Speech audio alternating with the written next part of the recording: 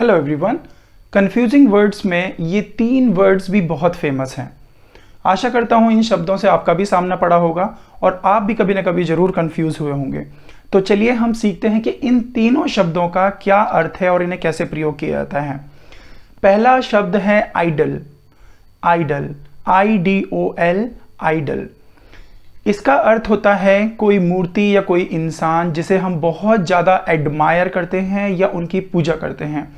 आपने वो सीरियल तो सुना ही होगा, इंडियन आइडल, जहाँ पर किसी एक सिंगर को उसकी क्वालिटी देखकर उसे पुरस्कृत किया जाता है। Now he has become Indian idol, यानी कि भारत की एक प्रतिमा या भारत का एक ऐसा इंसान जिसको सब बहुत रेस्पेक्ट कर रहे हैं या आइडल मानते हैं।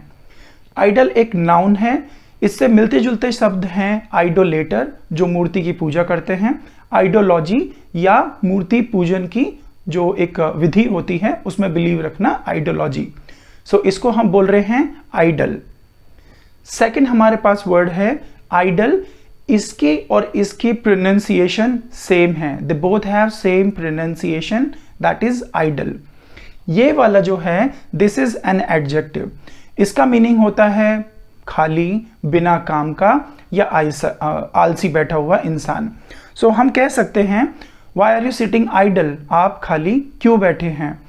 और हम इसको आइडल को वर्ब की तरह भी यूज करते हैं। For example, he idles away his time और he is idling away his time.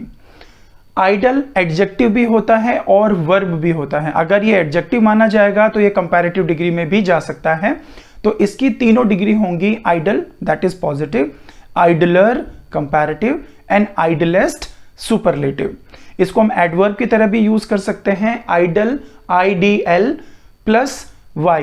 So idly means खाली बैठा हुआ, ये लेजी तरीके से। For example, he has been sitting idly और he has been sitting idol.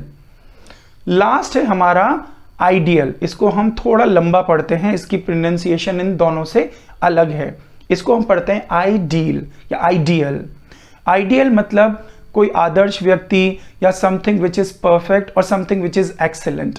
For example, this is an ideal example और he is my ideal person.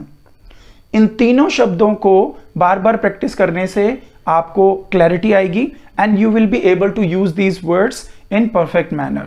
I hope you like the video. Thank you very much.